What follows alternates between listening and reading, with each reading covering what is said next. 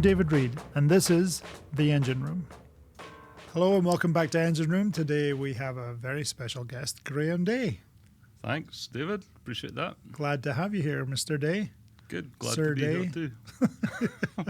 That's a nice welcome. Sir Day. Okay. So, Graham, where are you from?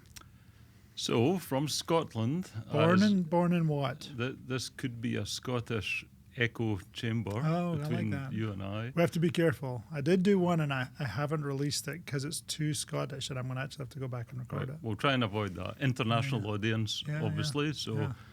But yeah, from Scotland, a small place called Alloa, actually in central Scotland. The smallest county with the longest name is our claim to fame. That's Clackmannanshire. Can you say it a bit more? Clackmannanshire. Well, then we'll go back to international audience and probably go in between Glasgow and Edinburgh and right in the middle of Is Scotland. Yep. I don't think I've ever been to Alloa. You wouldn't have to have gone, but great place to grow up. It was really good. Small? Small place, yep. Yeah. Mum Were and you- Dad are originally from Glasgow, but my dad had moved with his work to Alloa. So Hopefully it was that's where I beer, ended because up I there. do know Alloa is a beer place. They have breweries. Yeah. Yeah. Wasn't beer though, was it? No. What did he do? Dad was an engineer, ran machine shops for a living. So, Really? yeah. Very cool. So you grew up there. What was your life like as a young lad? A wee Super lad? good. Very normal, I think. Going to school, got an older sister. Very fortunate and happy Yeah. upbringing. Outdoors, playing, sports, what? So in high school, yes, a little bit of that. Funny, so it was a rugby school that I went Yeah. to. So a lot of people looking at me all go, Graham, rugby, really? You're a bag. But so a couple of things I did there, David. Rugby, I was on that team for a few years of my high school time. Yeah. Did you have to play? I didn't have to play, and full disclosure, any of the team sports that I was in, I really wasn't that good, Yeah. but I really loved to participate. I really did. Yeah. Swimming, I was on the swimming team for a very short time, Uh-huh. a couple of years actually, Yeah. and I did the breaststroke. I wasn't good, but you know what? Was this When- the theme of your sports theme? Not good, Well, but I like it. What? Yeah, you're at an age where you're trying things out, Yeah, right? true, and true. and probably the swim thing. No one else wanted to do it, Yeah. so I'm like, okay, I'll do it. And Sign me up. so I was winning a point for the team. Did some kayaking, Really? some great rivers in Scotland, and I'd never that was a lot kayaked of in a fun. Scottish river. It was a lot of fun. I It enjoyed would be, that. yeah. And there's another sport that you start young, golf. So that's the main thing. That's the thing I've continued in my life. My dad golfed, and it's almost You do. obligatory. It but was. I don't golf, but I had to as a kid. Yeah. Yeah. We actually had wooden clubs that my granddad gave us for kids, like short clubs. Hilarious. Well, mine don't quite go that far back, but I really do enjoy the game. Yeah. Still play now. And it's the same weekend activity with good friends and going out, hanging out, challenge yourself. And in Scotland, it's also about the scenery and Yeah. so it made me think about it. Kayaking. I was like, Mhm. it's another scenery thing. Yeah. It's beautiful scenery in Scotland. Not so much in Alloa. Not wildly. You didn't have to travel too far. Yeah, that's right. But Well, yeah, Scotland. a little bit. Scotland, Yeah. everything's 2 or 3 hours. So Yeah, yeah. yeah, okay, yeah. So outdoors, indoors. you're Mostly more- outdoors. As a kid growing up over there, to be honest, it was always outdoors, and Yeah. I probably went everywhere with my friends on bicycle, and Yeah. that was our means of transport until we all learned how to drive, and then Yeah. it was a case of, Mom, can I borrow your car? And What was your mum's car that you were driving? Oh, a very, this will make a few of the audience and the US audience laugh. So it was a Ford Fiesta, Okay. and it was 950 cc's So not even a whole litre Nice. of cubic capacity, Fun. which is very underwhelming for anybody on this side It's of the just, Atlantic. it's whelming. Yeah, it was great. It got me around. My mother had a Mini. Actually, she had a Hillman Imp, but we learned in the Mini. Yeah. But we were all big lads, so that was not fun. You weren't really made for Minis, but yeah. So you're right. The car thing's a big deal once you can move around. Yeah. So what, school-wise, what did you like in school? A little bit of everything. I'll tell you something that really shaped what I do towards the end of school. The school had really great programs with industry engagement. And I remember one of the classes, actually, it was the National Coal Board. So ironically, I ended up in the energy business, thankfully, a little bit. But, I love the business that we're in. But there was a debate class, and they came in, and it was, interaction with community. We're going to do X and Y, and there's a for and against side of the debate in terms of how that's going to impact the community and why that's a good thing for the business and everything. It was a real light bulb moment for me. Yeah, why is that? But all before, studying and looking at things theoretical, I'll be honest, it didn't excite me. And I wasn't a very good student. You were doing it because you had to, and you weren't And enjoying the experience. I hadn't learned how to learn. Anyway, we'll come to that maybe. But that debate class really excited me, and I could see both sides of the argument. You could have taken either side. Proposal, and that really intrigued me as well, because how do you arrive at the right conclusion for both sides? So I think that was a light bulb moment for me at school in terms of, wow, I really like this, and the intellectual challenge of that debate and the equation of the whole thing. I guess there was another common thread, and something that's always intrigued me as I went through school was, why do people trade? I've always been really intrigued about that. So, what makes you go to the places that you go to buy what you buy? Oh, really? And then, do you need to buy them? Do you want to buy them? And so going through, I had always been interested in that, and I guess that sounds very psychology oriented the way you're describing it. Yeah, I mean, it genuinely, and it still does today. So I was lucky enough, I guess, after school, getting into the things that we'll arrive at later in the conversation. That fascination and interest was something that kind of drove me in the direction that I followed. And so after high school, secondary school, what came next? So at that time, my dad actually got an offer from a company in Aberdeen. Oh. So he went from an industrial base engineering shop into the oil field, and I was coming out of high school, and I actually went from high school straight to work. Yeah. So I'd moved to Aberdeen. So my Were mum you, and dad. how old were you when you exited? So I'd stayed on. You can do 6 years. So I was 18 Okay. by the time I So you left. stayed to sixth I year? am sure my mum and dad must have imagined, this boy is meandering. Is he ever going to decide Just what get a he's going job. to do? That's what my dad was like. But you didn't know. You knew you liked driving around, Yes, so you needed money yes, because you wanted a car. yes. It's interesting. That's how it functions, right? Yeah, and so I was really, really fortunate. Mum and dad were moving to Aberdeen. My sister was at nursing college, doing really good things, and I was lucky enough to get a job through an agency with a company called Kumi. I know the agency journey. Yeah, In Aberdeen, yeah. and That's how you get jobs Yep. back then. hmm Part of the interview was, Graham, how old do you look? And at that time it was telephone, a lot of discussion. I said, not very. And I will say, most of your career you didn't look very old. You're starting to look maybe like and You're I'm okay older. with that, because I think that's normal. It's a good thing. Yeah. I always was jealous. I'm like, he looks young all the time. Yep. That's great. So yeah, so how old do you look? And you're like, not very. Yeah. And so they're like, we'll hire you. So Why were they asking that question?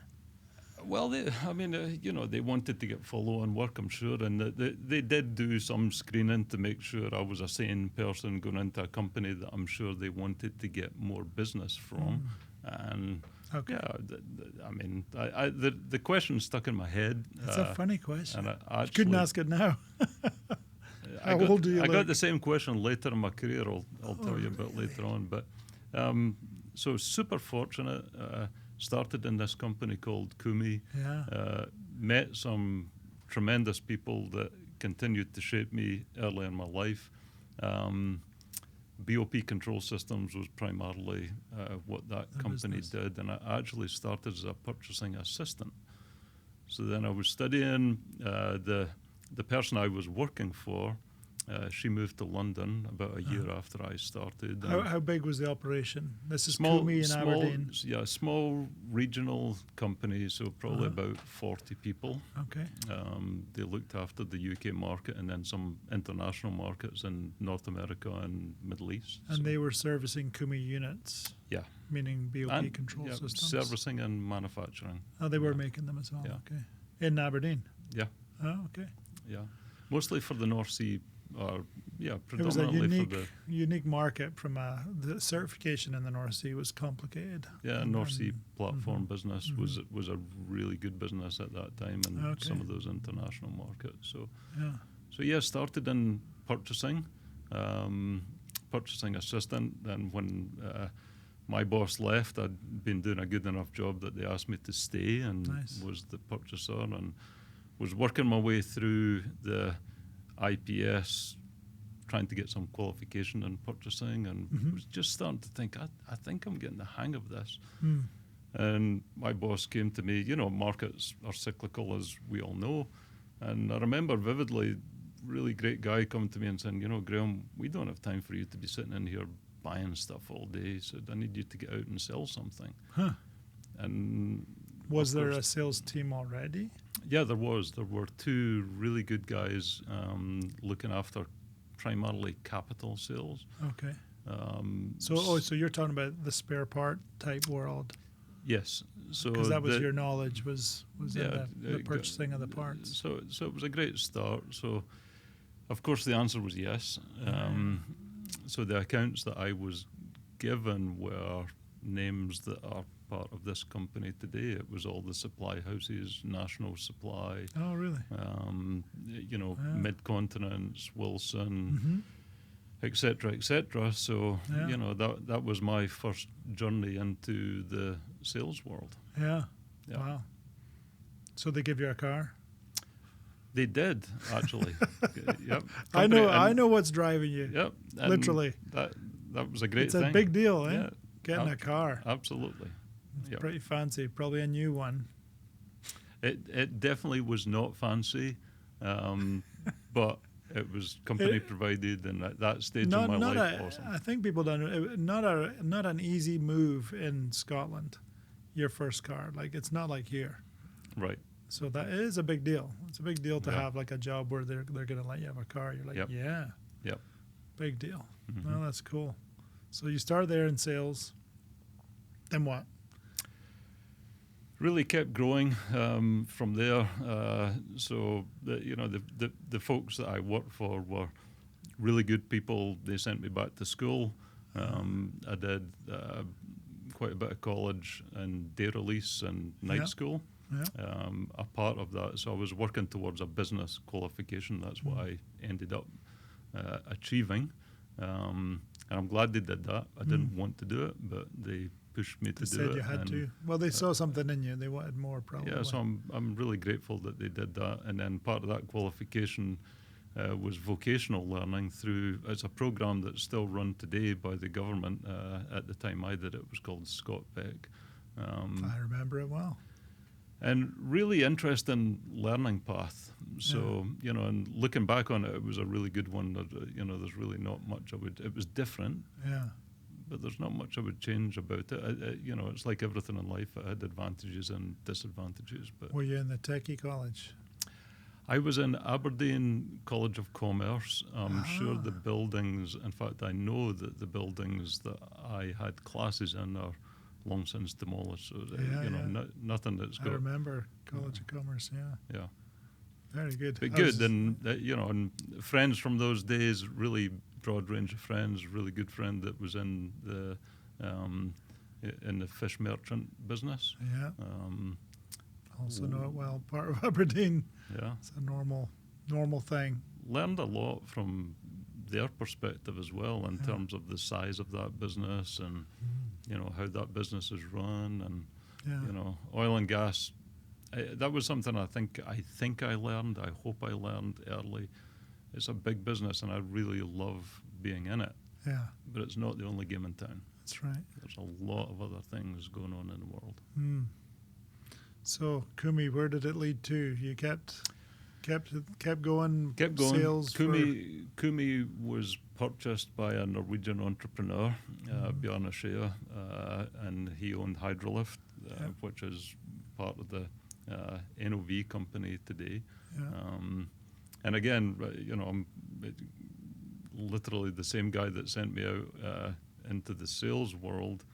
Walked in, he said, "Hey Graham, here's how the company's going to go. We've been bought." Long story short, there was part of it went to ABB with the BOPs and BOP controls, and we're Yeah. going to do this thing called Top Drives and Iron Roughnecks. Which one would you like to go with? Hmm. I had no clue, and I said, "Wow, this Top Drive and Iron Roughneck thing sounds interesting." So Because I'll go there. because it was different, or just you were genuinely like, huh, what is that? It was different. I Yeah. was intrigued. I knew a little bit about it, not a lot, Hmm. but I knew a little bit, and I was really intrigued. And It's I it's knew funny the because people as well. what a decision from where your career went. And it was still early days for me, David. So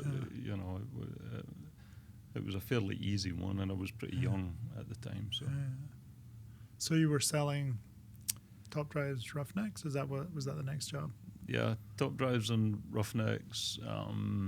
Anything that MH made. Was this MH? I assume this Yeah, was it MH. was at that time. Yeah, Yep. Maritime And, Hydraulics. Yeah.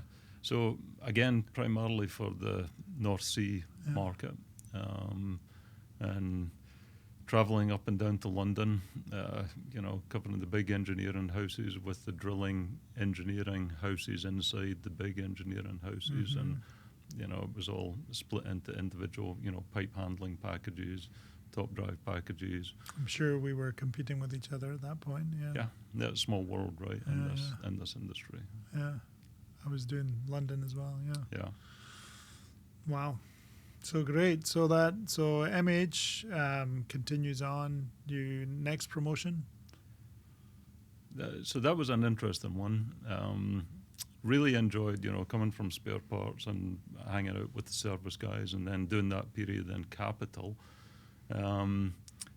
People move, and the person that was running it, he moved to something different, and I had a lot of opinions about what we should do, how we should do it, and I was over in Kristiansand talking with the boss, and I'm like, we should do this, should do that, and he said, well, why don't you go and do that? And that was a really great opportunity. So I was given the opportunity or the challenge to be the general manager for that small regional company. I remember it. It was the first time I ever saw your face. Was in I don't know if it was a newspaper magazine, but Yeah. but you had the classic piece of paper and pen that they would do for They had a a staged They photo. had a professional photographer come in to do those, and still smile when I look at them.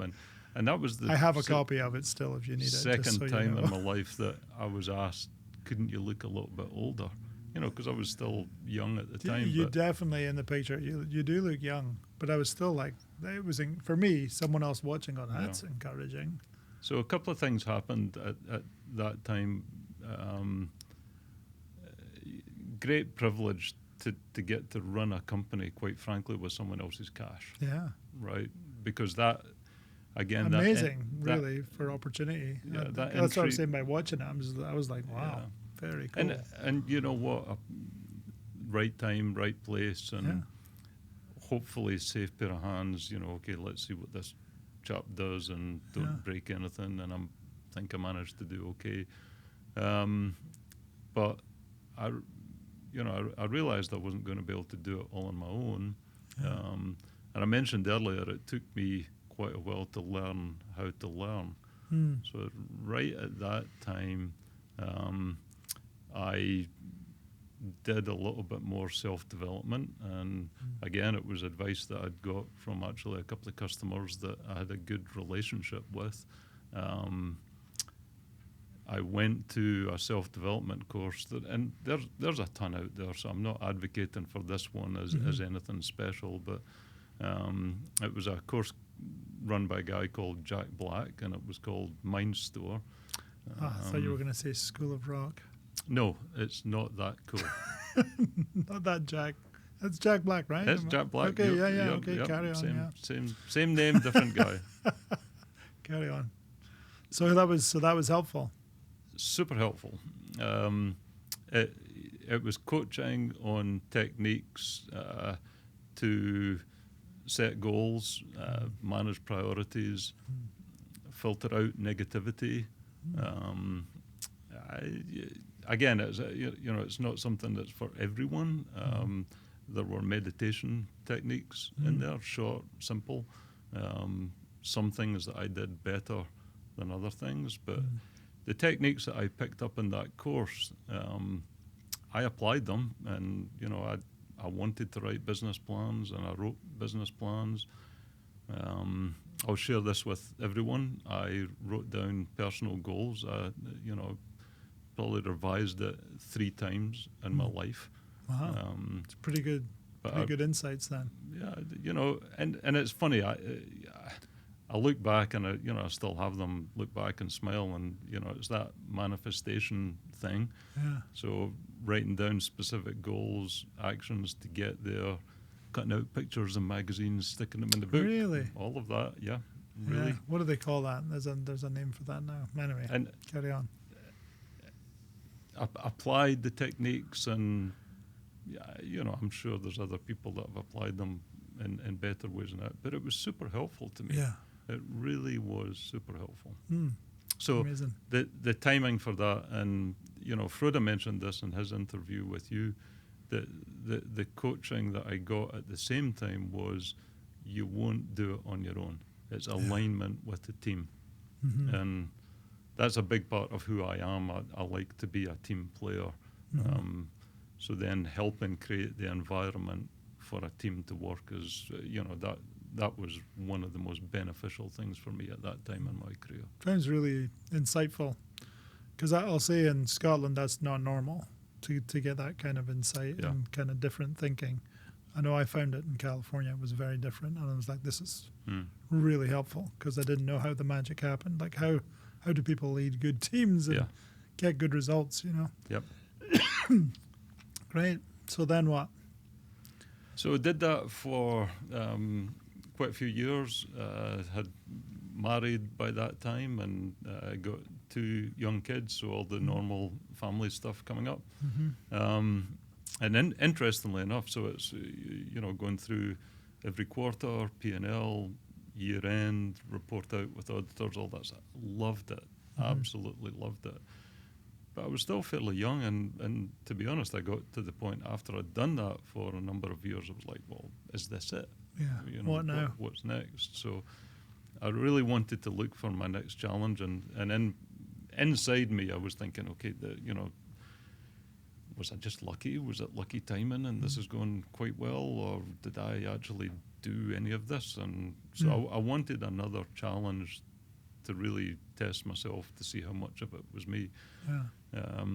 Started looking for that challenge, went through a period, so we did a succession. Someone else took my job, which was great. That was all neat and tidy. Had a year in business development, was looking for another job. And then the company said, hey, will you go to Houston and do the things that you did here and see it there? So went home, talked to my wife, and she was like, yep, let's go. Yeah. super support. In hindsight, looking back from both of our sets of parents, because at that time that was their only grandchildren, Yeah. and not word one, which again is that, and it was all supportive. Yeah, great opportunity, you have to go. So super encouraged, and yeah, I came to the States in 2001. That's it. End of story. Okay, thanks. Yeah, that's it. America, great. I've arrived. Great, super America. That's super it. good. Achieved. Yep. Check. Were you not with Pyramid though? Was that the job, or was that, how did that come about? Yeah, it was. So I continued in that, did the things that we had agreed to do, and then it was shortly after that you and I met, and I'd had conversations with Varco, and was again just great timing, and they It said, was the structural connection for us, because Right. we had just bought MIL. right. If I'd have a picture of you with MIL coveralls, Mhm. didn't last long, but we were attempting to be a Derek company. Yep. And you came in with that. Yeah. And again, some good people that came with that acquisition, and it was great opportunity for me, bigger company, bigger environment, and so then I was working for you in the project sales team. Yeah. That was fun. It was. Yeah, I actually came up this morning in another podcast, but I was laughing at how we were like 1 project, 2 projects, 3, 5, 6. That we can't take it. It's too much, Yeah. Crazy. Yeah, you were right there at the beginning of all that. Yeah, and again, very fortunate in timing. Yeah. With the customers that wanted to build rigs, and I think the value proposition, and again that so part of the personal learning that I've been lucky enough to have, and going back to that fascination with trading and why do people do the business deals that they do. I really like to challenge myself before I go and sit down with any customer. Okay, what value am I bringing to the table? What are we bringing? And we were bringing a lot of great technology, which each piece of technology had a story in itself, but we were delivering risk mitigation in that build cycle. I don't think we knew yet when we started. Right. We've got all the best technology by this set. Yeah. But it was the ability to deliver that was a big deal. Yeah, what an experience. So, different roles you've had since? Yes, fortunate to get different experiences in MD Topco for a period around instrumentation and more data and monitoring, and then in rig technologies in a couple of different sales roles in different markets, and then today in the product management role, which with that, so that general approach to business, again, I find that quite satisfying. Yeah. This each facet of the business is critical, to success. So it's nice to get exposure to each piece of it. Yeah. It's pretty exciting stuff. Product line's always been my favorite. I mean, that was I enjoyed all that more than anything. But so in building and developing teams, what's your kind of philosophy on how you lead people? And so, really good question. The coaching and advice that I got, knowing where you're going, yourself and company and stakeholders, and then being able to share that destination with the team that you're working in, saying, right guys, here's team, here's where we're going. And I'm sure there are many, many, many ways to describe, that process. Thankfully, I was the one that was shared with me was pretty simple, and it stuck in my head.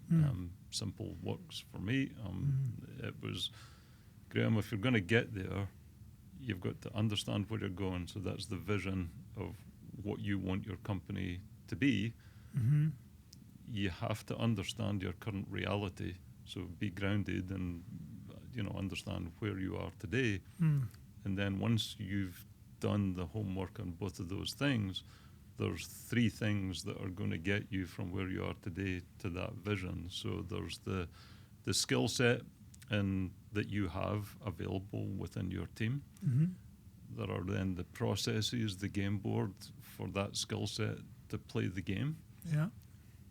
And then there's the behavior or the culture or whichever word you want to choose on how is that group of people on that game board, how are they going to interact? And again, I just loved that because it just made sense to me. And then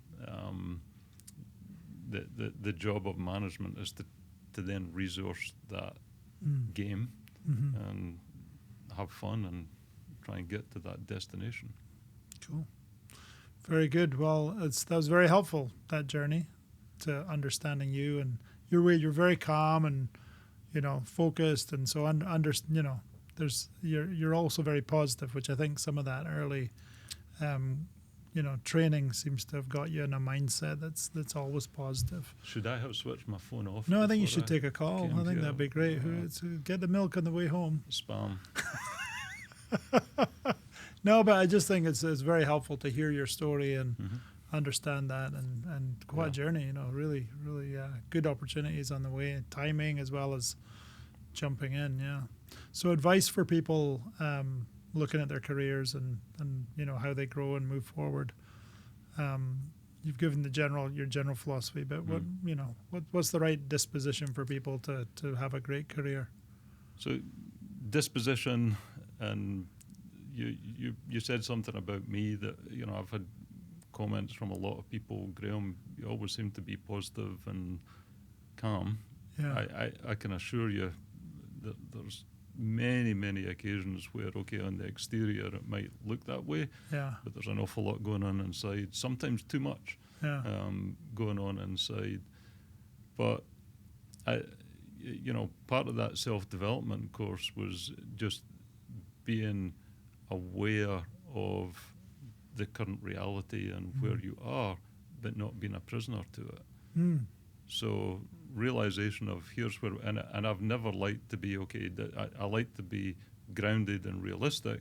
Yeah. But if I'm going to navigate to a future, then it might be 3 short steps to get there, or it might be a longer multi-year, depending on how it is. So and I've often worried sometimes that people will look at that persona that I have, and because there's a big difference between naive optimism, it's all going to be fine, versus here's where we are. There's elements that we don't like, but let's start working on what can change those things. Yeah.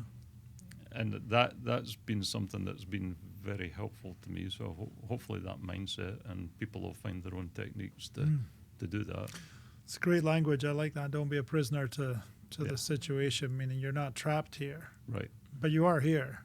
Yeah. So start the journey. Right. If you're not liking it, start the journey to the next thing. Yeah. And then in teams, I'm a great believer in understand your role. Yeah. And when you're on the team, you'll be in some really fantastic teams, you'll be in some good teams, and you'll be in some not so good teams. Yeah. So then for all of us, myself included, when you're going through those learning journeys, you'll be coached on how you're doing in that team. And if you get some coaching on areas where you can improve, I've had that coaching myself, and you need it.